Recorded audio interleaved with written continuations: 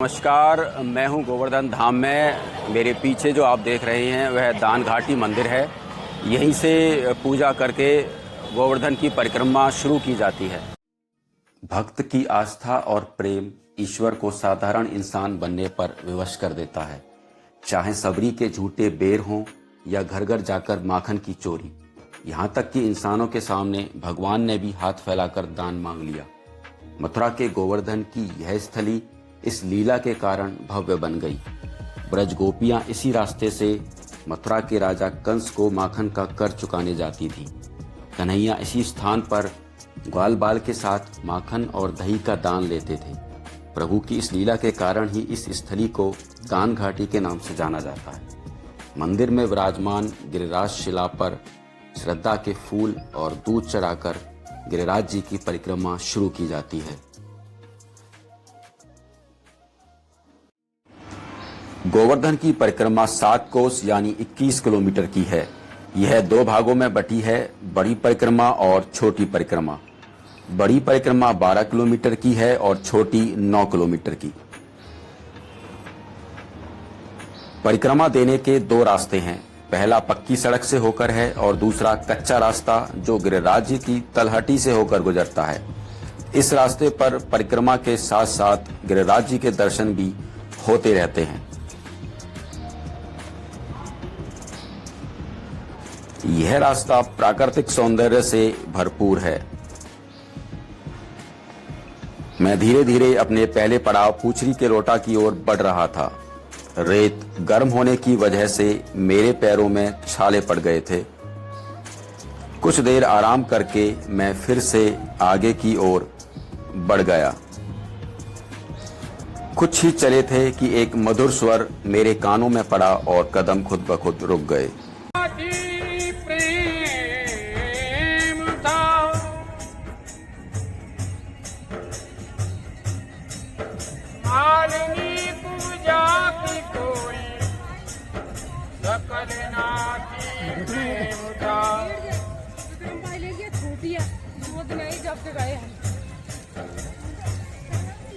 कौन से हीरे जड़े उस नरसी की करताल में, वन में जाके खाक खाया द्रौपदी के थाल में।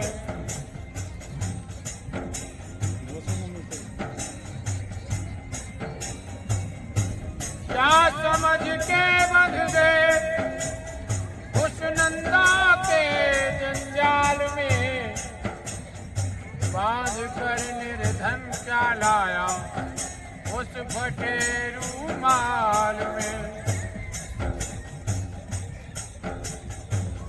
झीलनी के बेर खाए उनमें क्या औकात थी।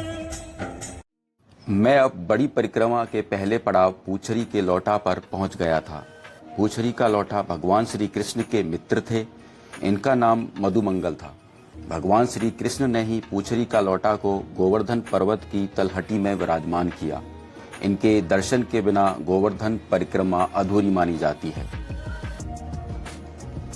इनका नाम पूछरी का लोटा के पीछे का रहस्य यह है कि जब भगवान श्री कृष्ण लीला समाप्त करके बैकुंठ धाम को गए तो सखियां आपस में बात करती हैं कि मधुमंगल को पता होगा कि श्री कृष्ण कब लौटेंगे।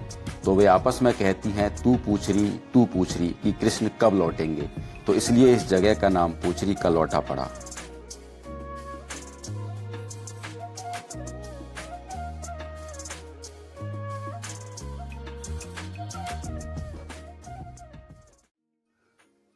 अब मैं गोवर्धन के गांव जतिपुरा पहुंच गया था। यह हमारा बड़ी परिक्रमा का दूसरा व अंतिम पड़ाव है।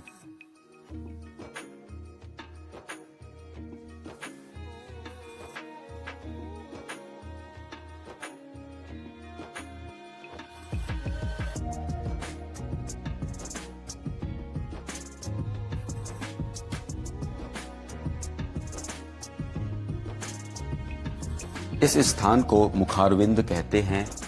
यह वही स्थान है जहां भगवान कृष्ण ने अपनी उंगली पर गोवर्धन पर्वत उठाया था। यहाँ शाम को गिरिराज जी के श्रृंगार दर्शन भी होते हैं।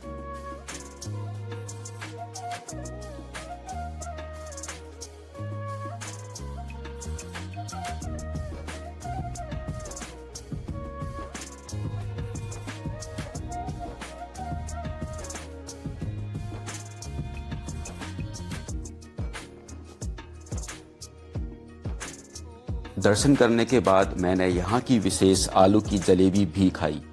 आप भी इसका स्वाद लेना ना भूलें।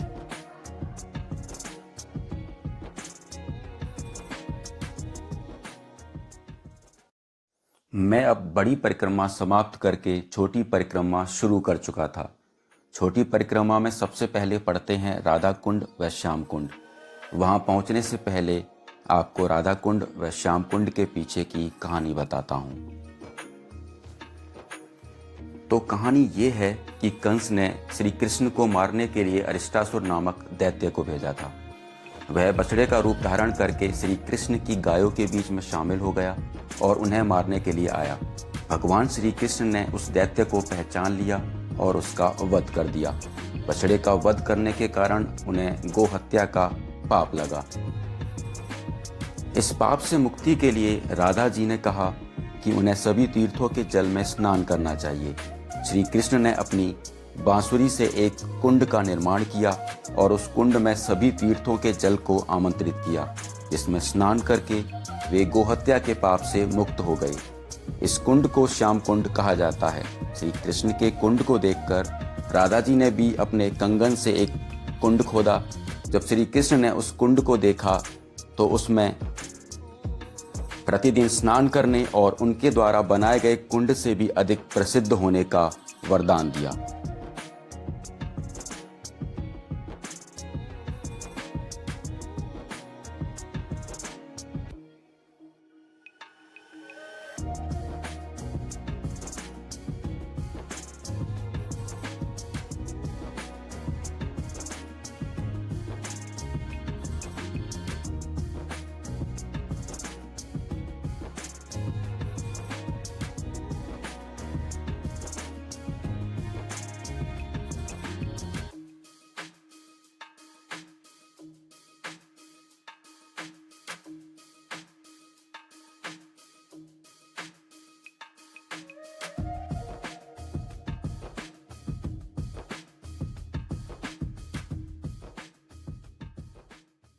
अभी मैं मानसी गंगा पर हूँ। यह हमारी गोवर्धन की परिक्रमा का अंतिम पड़ाव है।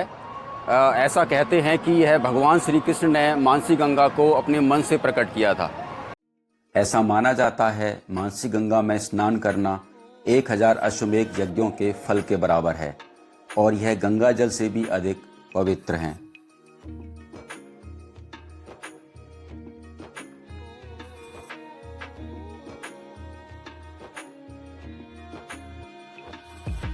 इसी के साथ मेरी गोवर्धन की परिक्रमा समाप्त होती है।